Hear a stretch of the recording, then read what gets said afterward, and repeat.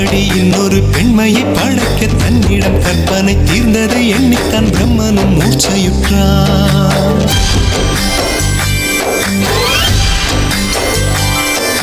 மின்னலை பிடித்து மேகத்தில் துடைத்து பெண் என்று படைத்து வீதியில் விட்டு விட்டார்.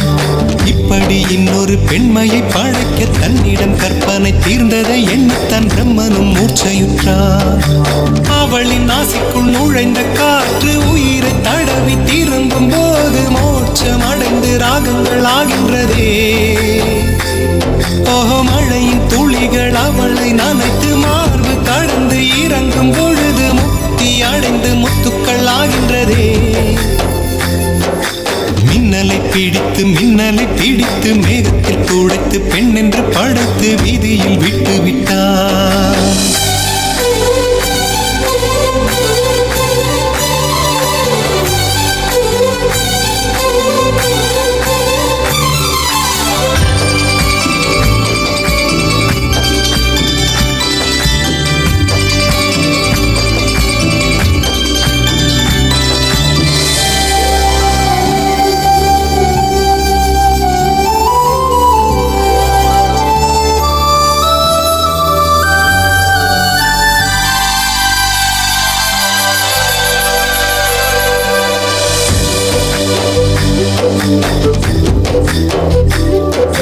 நிலவின் ஒளியை பிடித்து பாலில் நனைத்து கன்னங்கள் செய்து விட்டார்.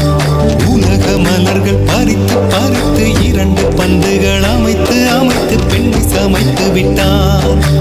அழகு என்பது ஆண்பாலா பெண்பாலா என்பதில் எனக்கு சந்தேகம் தீர்ந்தது. அழகு என்பது நிச்சயம் பெண்பாலடா. கவிதை என்பது மொழியின் வடிவம் என்றொரு கருத்தும் இன்று உடைந்தது. கவிதை என்பது கன்னி வடிவமடா. மின்னலை பிடித்து மேகத்தில் துடைத்து பெண் என்று படைத்து வீதியில் விட்டு விட்டார்.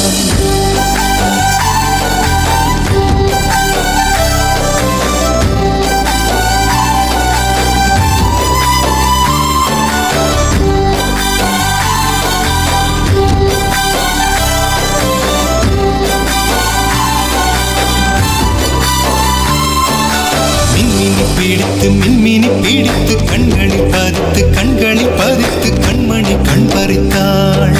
தங்கத்தை எடுத்து அம்மியில் அரைத்து மஞ்சளாய் நினைத்து கண்ணத்தில் குழைத்து ஜீவனை ஏன் எடுத்தாள்.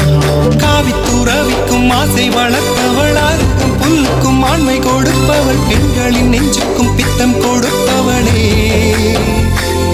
ஓஹோ, தெரிந்த பாகங்கள் உயிரை தந்திட மறந்த பாகங்கள் உயிரை வாங்கிட ஜனனம் மரணம் ரெண்டும் தருபவளே. மின்னலை பிடித்து மேகத்தில் துடைத்து பெண் என்று படைத்து வீதியில் விட்டு விட்டார்.